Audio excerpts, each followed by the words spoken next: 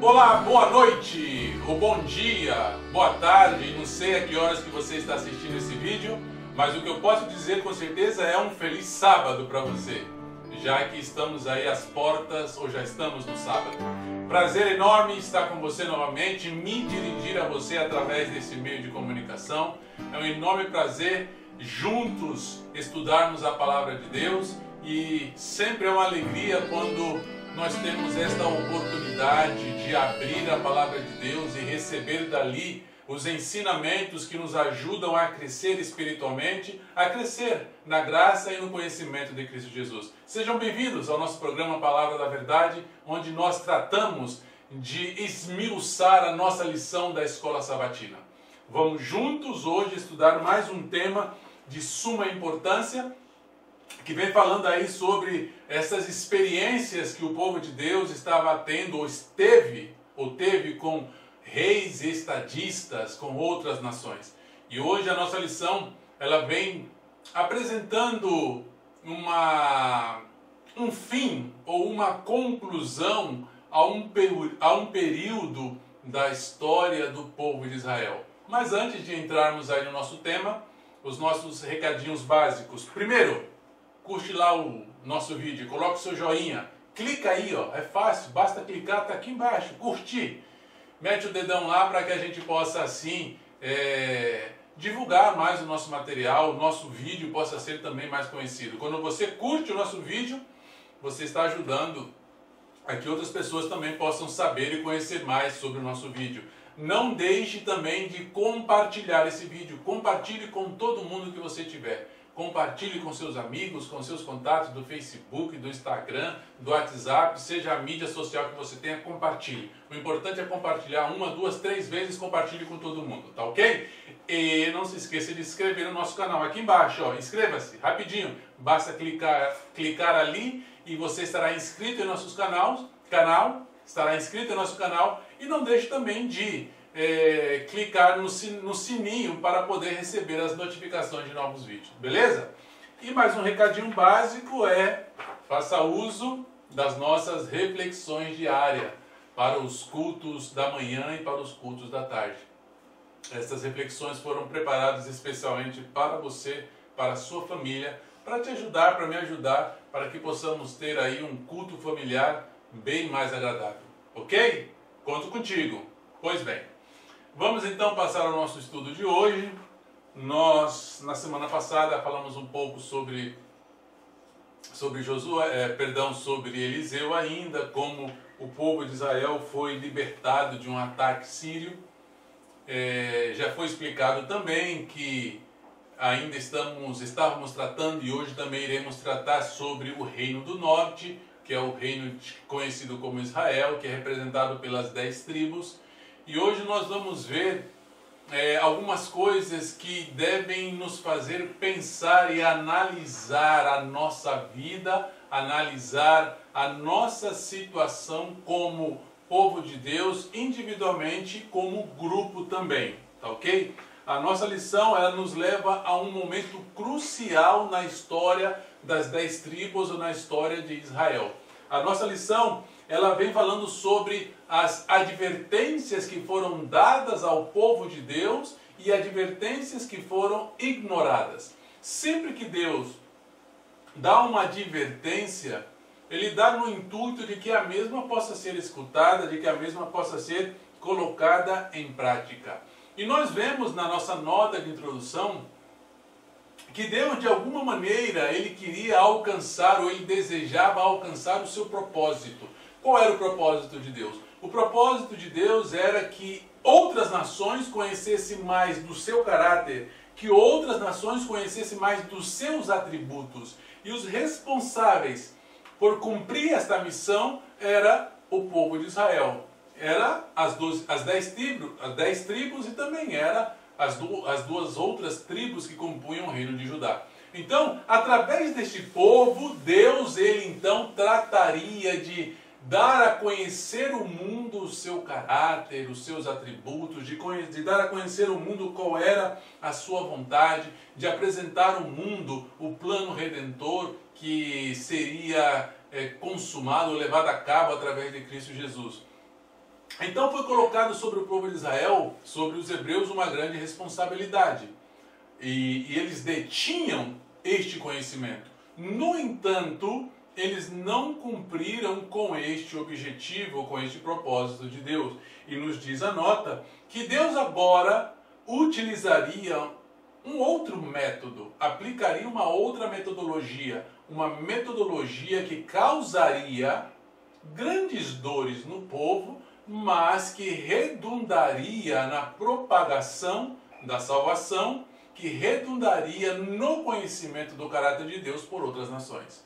E o método que Deus utilizaria seria, como nós vamos ver na lição, ou foi espalhar todo o povo de Israel, e futuramente, como nós vamos estudar de Judá também, pelas nações entre o mundo pagão, para que ali agora eles pudessem apresentar mais sobre Deus, sobre o caráter de Deus. Então nós encontramos que Deus ele sempre tem este atributo, tem sempre este propósito. Nada do que Deus faz, nada do que Deus permite vem desprovisto de algum tipo de propósito. Tudo que Deus faz tem propósito. Tudo o que acontece tem um propósito. E Deus sempre encaminha as coisas para cumprir com os objetivos que Ele tem traçado em seu plano. E nós vamos ver que havia já algumas profecias que haviam sido apresentadas contra a apostasia de Israel, contra a atitude que Israel tomou quando ele então se estabeleceu na terra prometida. Estando já de posse da terra prometida, eles começaram a agir e a atuar de maneira contrária àquela que Deus almejava que eles apresentassem. E já encontramos algumas profecias que iriam se cumprir contra Israel. O próprio Moisés profetizou sobre algumas atitudes do povo e o que aconteceria por conta dessas atitudes, e nós encontramos aqui uma profecia que foi dita por Oséias. Oséias foi contemporâneo deste momento que nós estamos estudando, estamos apresentando. E Oséias, ele então descreve um momento em que o povo de Israel ele se encontrava em uma suposta comodidade, onde o povo de Israel ele repousava em uma segurança, em uma suposta segurança e em uma suposta prosperidade, assim que o povo estava cômodo. O povo confiava nessa segurança que era limitada, que era parcial. Uma segurança que, na verdade, estava causando trazendo grandes consequências negativas para o povo de Israel nesse então. Israel, ele prosperou realmente por um tempo, durante o reinado de alguns reis. Por exemplo, durante o reinado de Jeroboão II, ele prosperou, é verdade. Depois do afastamento de um dos reis da Assíria, ele também prosperou no reinado de Menahem, no reinado de Peca. Houve aí um período de paz, onde desfrutaram de uma certa paz. Vejam só que eu estou falando já da metade para o fim do período de Israel. Logicamente que antes disso eles tiveram períodos de paz maiores, lógico, mas depois que muitos reis começaram a praticar a idolatria, eles perderam essa segurança, essa relação de paz e prosperidade que Deus dava a eles por conta da atitude deles. Mas aqui, nesse momento, neste contexto, eles estavam confiando nessa suposta segurança que eles tinham ainda naquela ocasião. É interessante que tem uma porção do texto da primeira pergunta que fala que eles se prostituíram, que abandonaram o Deus verdadeiro, que amaram o pagamento da meretriz. É interessante que, nesta ocasião, diz alguns comentadores que as colheitas em Israel, elas foram abundantes, que as colheitas em Israel, elas foram além do que eles estavam imaginando. E eles, vejam só, e eles ligaram essa prosperidade nas colheitas não ao culto ao verdadeiro Deus, senão ao culto e adoração aos falsos ídolos. Ele disse, é bom, poxa, o nosso culto aos ídolos, adorar essas imagens, está trazendo prosperidade para nós. Assim que nós devemos continuar adorando esses deuses. Vejam só, eles estavam confiando nessa... A segurança deles estava posta nessa prosperidade que estava fundamentada na adoração a falsos ídolos. Ou seja, realmente eles estavam aí amando o pagamento da meretriz, que é justamente a adoração a esses falsos deuses. Eles estavam confiando não mais no verdadeiro Deus, senão naqueles deuses, daquelas terras estranhas onde eles estavam habitando. Mas o profeta Oséias foi claro que eles perderiam a terra que lhes haviam sido entregue. Eles perderiam a terra que o Senhor lhes havia dado, que eles não iriam permanecer ali. Veja só que eles sairiam dali. E diz que eles ainda comeriam comidas imundas. Não respeitaram o pacto com o Senhor. No momento em que eles romperam o pacto com o Senhor, deixaram então de receber as bênçãos que estava vinculada à obediência a esse pacto que eles haviam estabelecido com o Senhor. Ou seja, romperam o pacto, adeus terra, bye bye a terra onde eles moravam. Entende? É mais ou menos quando nós rompemos um pacto ou um contrato com alguém. Sempre nos traz consequências. Sempre que alguém, por exemplo, vamos supor, faz a compra de um carro e diz que mensalmente vai pagar R$100, o que é impossível, que hoje é mais caro, logicamente, mas que num contrato estabeleceu-se que ia pagar R$100 por mês. E depois aí ele não consegue cumprir com esse pacto, esse contrato. A empresa que fez a venda ou o banco, ele vem atrás do carro para retirar. Essa pessoa não permanece com o carro. Portanto, mais ou menos assim aconteceu com o povo de Israel. Na segurança deles, nesses falsos ídolos, eles se esqueceram do verdadeiro Deus. E Deus disse, por conta dessa desobediência, por conta deste rompimento de pacto, vocês não permanecerão na terra que eu dei a vocês. Pois bem, e realmente assim veio acontecer. Quando nós passamos a seguinte pergunta, a pergunta número 2, veio um rei assírio. Ali é mencionado o nome deste rei. Ele é chamado de Pul, ou chamado de Tiglat-Pileser, também é mais chamado posteriormente. E quando invadiu o rei ali, quem reinava em Israel era Menahem. E Menahem, então, para permanecer no trono, ele paga uma soma altíssima de tributo. O texto bíblico diz que 1.000 talentos de prata. Sabe quanto equivale isso atualmente? A 3 mil quilos. 3 mil quilos não, a 30 mil quilos de prata.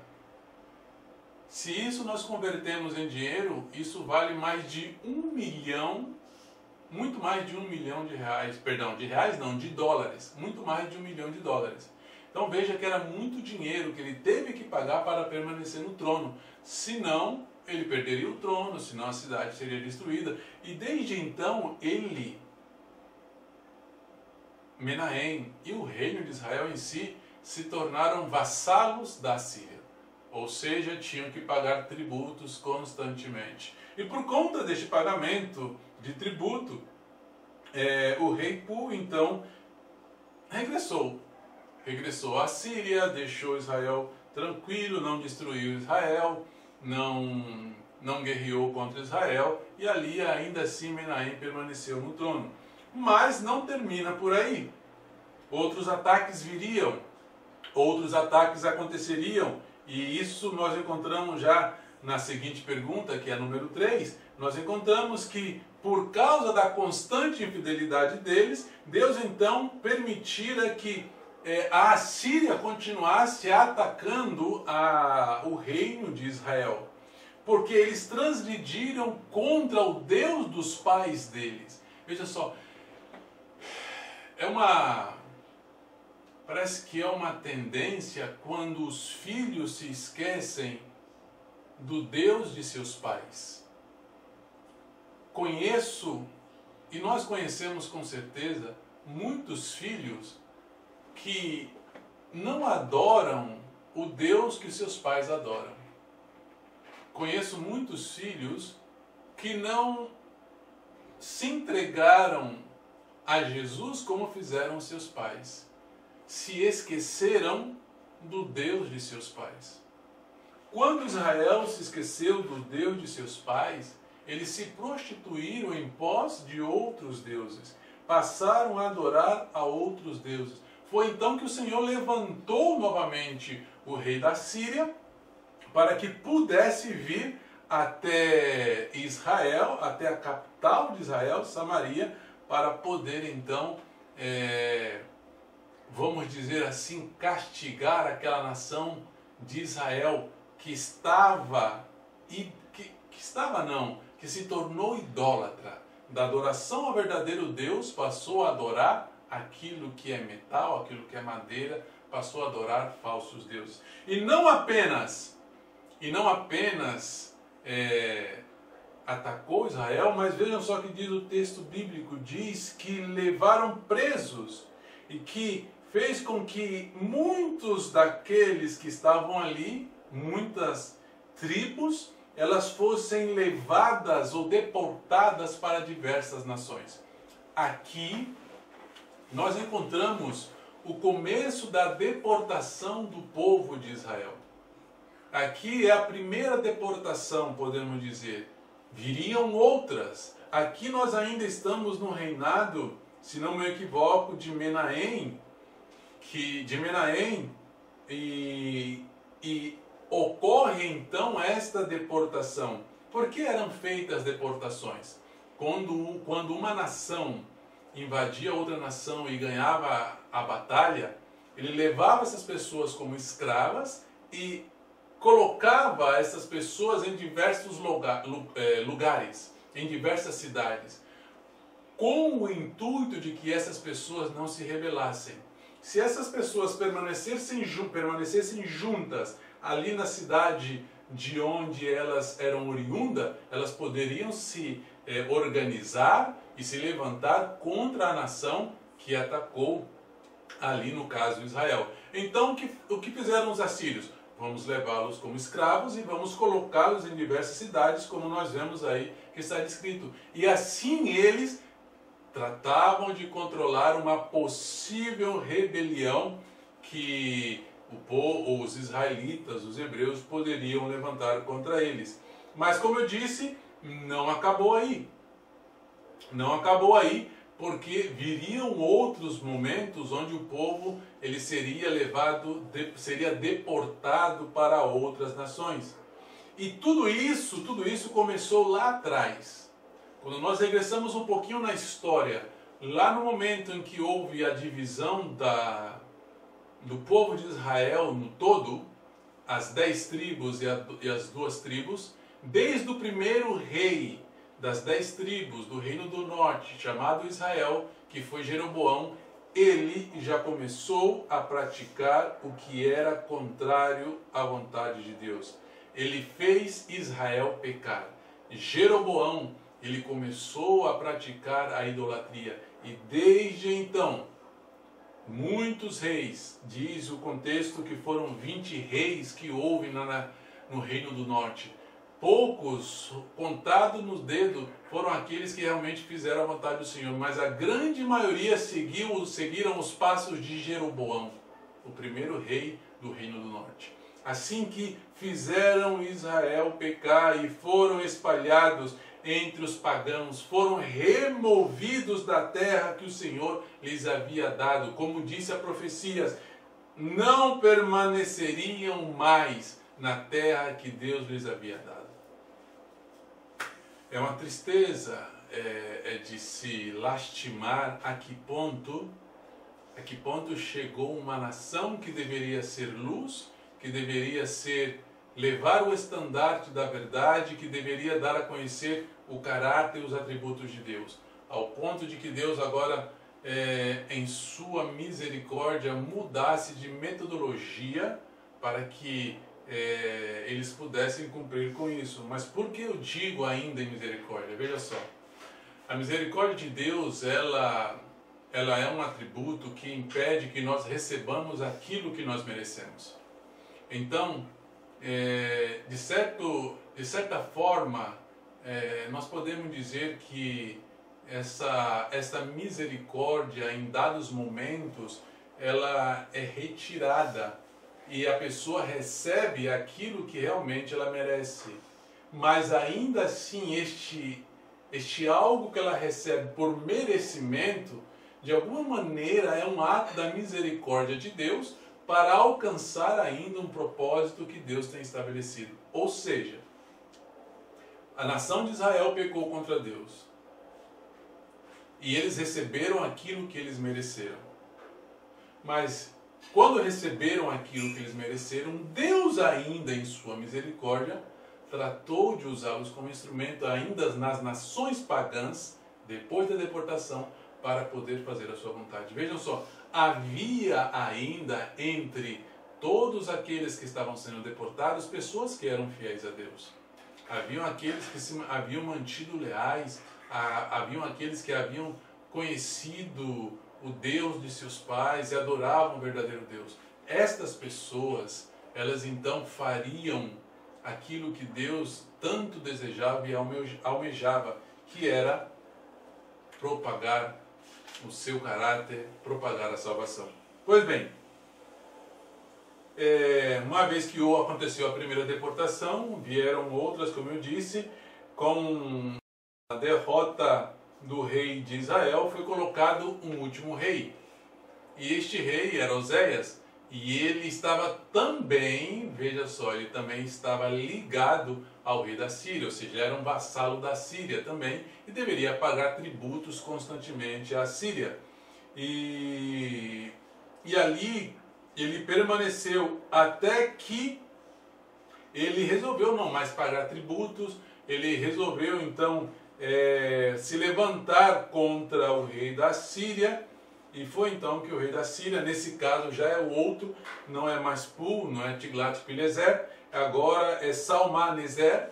Este Salmaneser então invade novamente o reino de Israel, o reino do norte, e prende a Oséias, que foi o último rei do reino do norte, prende a Oséias em cárcere porque este tratava de conspirar contra o reino da Síria. Este tratava de buscar apoio de outras nações para poder prolongar o seu reinado ou até mesmo para se levantar contra a Síria. Assim que não foi uma atitude que se esperava de Oséias. Oséias, na verdade, diz o texto bíblico, ele fez o que era mal aos olhos do Senhor. Contudo, não como os reis de Israel que foram antes dele. Ou seja, sabe o que isso quer dizer? Que os camaradas que vieram antes de Oséias eram pior que eles. Que os camaradas que vieram antes de Oséias fizeram coisas que eram mais terríveis que aquilo que Oséias estava fazendo. Oséias, ele teve a oportunidade de fazer com que o povo pudesse regressar ao Senhor. Oséias teve essa oportunidade. No entanto, Oséias não soube aproveitar esta oportunidade. Pelo contrário, afundou ainda mais o reino e fez com que ele fosse preso, e fez com que acontecesse a deportação, e fez com que acontecesse aí, vamos dizer, foi em Oséias que terminou o reino do norte. O reino do norte deixou de existir no ano 722 a.C. Das tantas vezes que as pessoas foram retiradas dali, chegou um ponto que não ficou nada em Samaria, não ficou nada no reino do norte. O reino de Israel ele ficou completamente acabado, ele ficou um reino abandonado. E desde então, desde este momento, deste golpe final, o Reino do Norte nunca mais se recuperou. E veio então, como eu disse, o golpe final, que foi esse golpe que fora dado pelo rei da Síria. Diz o texto bíblico que houve um sítio de 3 anos. Imaginem vocês um sítio de 3 anos. Na lição passada nós estudamos que Israel fora livrado de um ataque pelo Senhor. E eles estavam sitiados. Naquele sítio, nós vimos uma das perguntas onde mulheres estavam discutindo em que momento iriam comer os seus próprios filhos. O sítio que fora feito no ano 722, o final dele, porque ele começou 3 anos antes, foi um sítio terrível. Muitas pessoas morreram de fome. Imaginemos o que estava acontecendo ali em Samaria durante esse sítio. E chegaram a este ponto por causa da atitude deles em não obedecer o Senhor. Aquela nação agora estava realmente chegando ao seu fim. Toda Samaria foi levada cativa para a Síria, e eles foram levados a habitar em diversas cidades. Multidões pereceram durante aquele período de cerco, multidões pereceram pela batalha em si, enfermidades mataram as pessoas, espada mataram as pessoas. Chegaram ao fundo do poço, ao fundo do abismo, todo aquele reino do norte. Tudo por conta de não seguir aquilo que Deus havia determinado. E é interessante que Deus sempre tratava, como eu disse a princípio, de dar advertências. E ainda assim, todas essas advertências, eles não retrocediam, ignoravam uma após outra. Sabe, o ser humano é terrível. Ele quando se envereda por um caminho, ele se mantém ali com a sua própria teimosia de fazer aquilo que lhe agrada, de acordo à vontade dele, de acordo com aquilo que ele acha correto. E foi assim com os reis de Israel. Quantos profetas não foram enviados para adverti-los? Aqui no finalzinho do reino apareceu Isaías. O profeta Isaías também tratava de adverti-los, tratava de dar a eles as palavras do Senhor para que eles pudessem regressar, mas eles permaneciam ali em seus erros, até o golpe final. Os reis de Israel tiveram muita culpa em tudo aquilo que estava acontecendo. Os reis de Israel, eles levaram o povo a pecar. Eles têm grande responsabilidade. No entanto, o povo também tem culpa, porque eles não eram obrigados a seguir o que o rei ordenava. A religião naquele então, ela era ordenada, vamos dizer, pelo rei. O rei ordenava, vamos adorar Baal, e todo mundo ia adorar Baal. O rei ordenava, vamos adorar o Senhor, e vinham todos para adorar o Senhor. Então o rei tinha grande influência, mas as pessoas, elas também têm a sua culpa, porque elas não eram obrigadas a fazer aquilo, ou adorar aquele Deus falso que o rei estava dizendo. É interessante que havia também uma falta de conhecimento no povo. Como eu disse, as gerações posteriores aos primeiros pais, eles esquecem ou esqueceram daquilo que os pais sabiam. A transmissão que existia neste contexto que nós estamos estudando era um contexto oral. Se eu não recebia de alguém uma informação sobre o verdadeiro Deus, eu não poderia passar essa informação para a seguinte geração. Muito se perdeu nesse processo, nesse intervalo entre as gerações. O livro da lei, ele não era lido. O livro da lei não era apresentado ao povo. E pouco eram as pessoas, principalmente aquelas que tinham mais dinheiro, que tinham em suas casas algo da lei e podiam conhecer mais, mas a grande maioria não tinha essa chance. Tem um texto que fala assim, que o povo ele não tinha este conhecimento. E por conta dessa falta de conhecimento, eles eram levados a praticar esses pecados. Mas Deus sempre tratava de adverti-los através de seus profetas.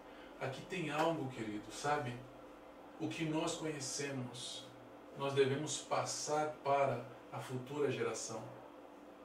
O que vai ser do povo de Deus no futuro depende muito da maneira com que nós ensinamos a geração futura. Como eu ensino o meu filho, a minha filha, como você ensina o seu filho, a sua filha. Como nós ensinamos as nossas crianças, os nossos adolescentes, os nossos jovens. Se nós não transmitirmos a ele aquilo que está registrado na palavra de Deus, o que eles irão fazer? Há um grande risco quando a transmissão desses princípios bíblicos não é feito apropriadamente, o grande risco de se desviarem. Portanto, nós temos uma grande responsabilidade. Os reis de Israel, eles arcam com uma grande responsabilidade, porque eles eram os responsáveis também de mostrar qual era a vontade de Deus. Eles deveriam ser os primeiros em adorar o verdadeiro Deus. No entanto, e lamentavelmente, muitos deles foram os primeiros em levantar altos para adorar a Baal, a Baalins. E quando nós passamos adiante na seguinte pergunta, a 6, nós vamos ver uma lista que é feita ali em 2 de Reis dos pecados que eram cometidos pelo povo de Israel.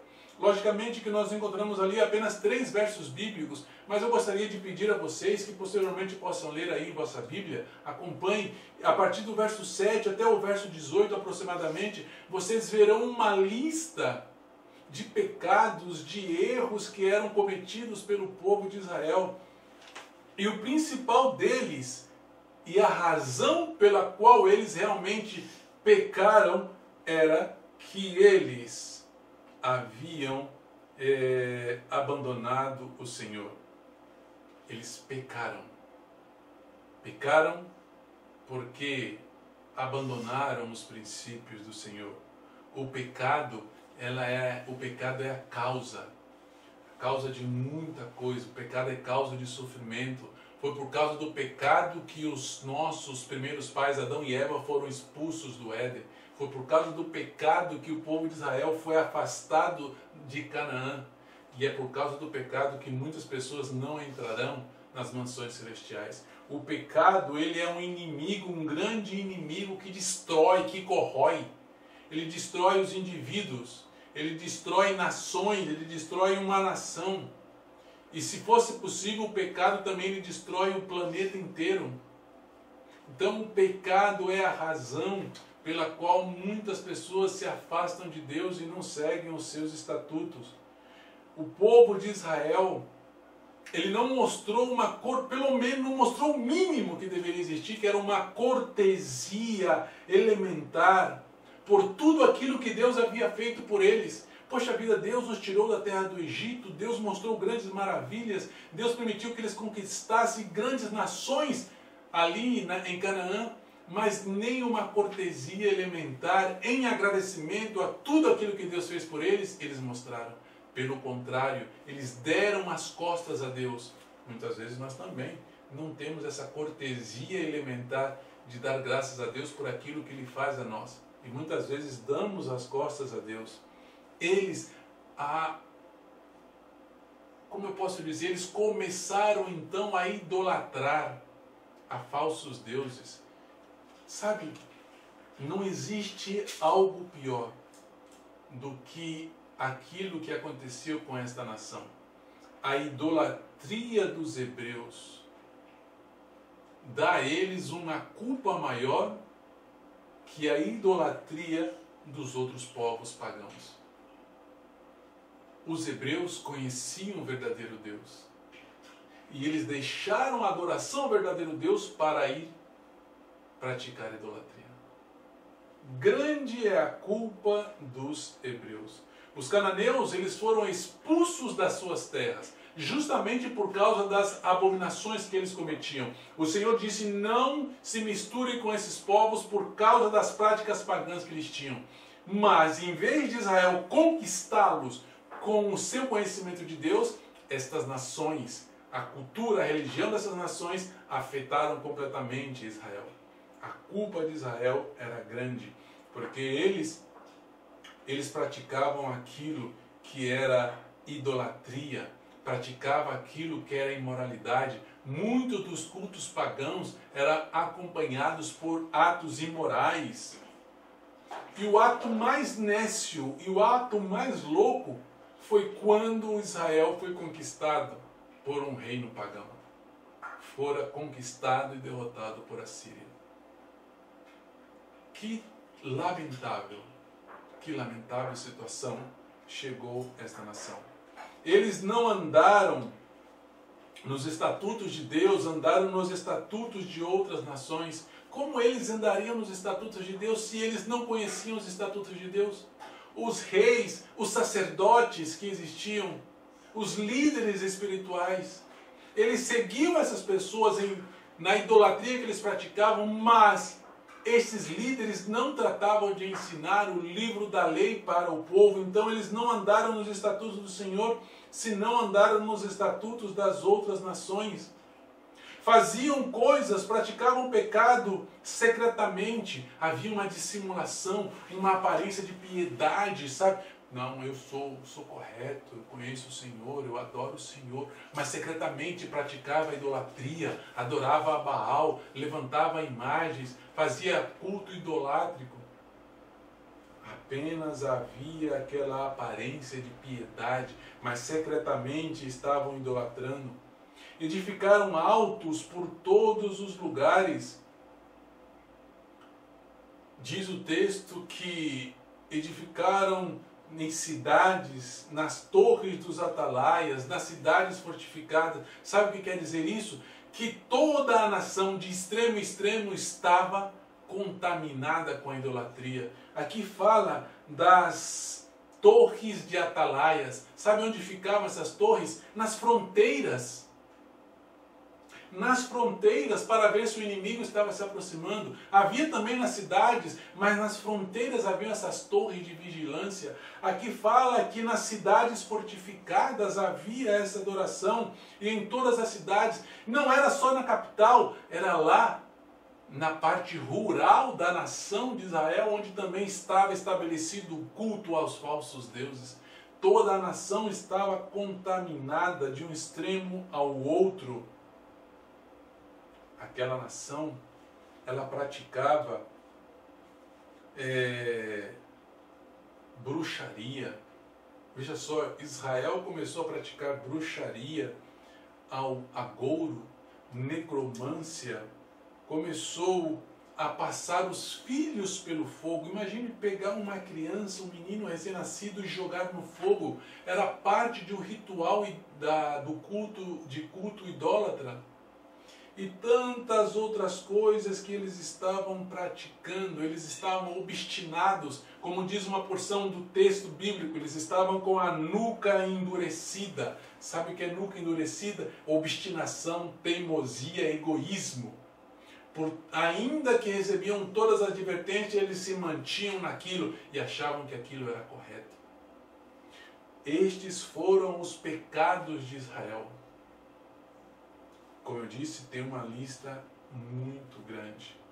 No entanto, Deus não pode ser provocado como um homem é provocado. Provocar a Deus, com certeza, aquele que provocou receberá aquilo que realmente lhe é merecido. Terríveis foram os castigos sobre Israel. Terríveis.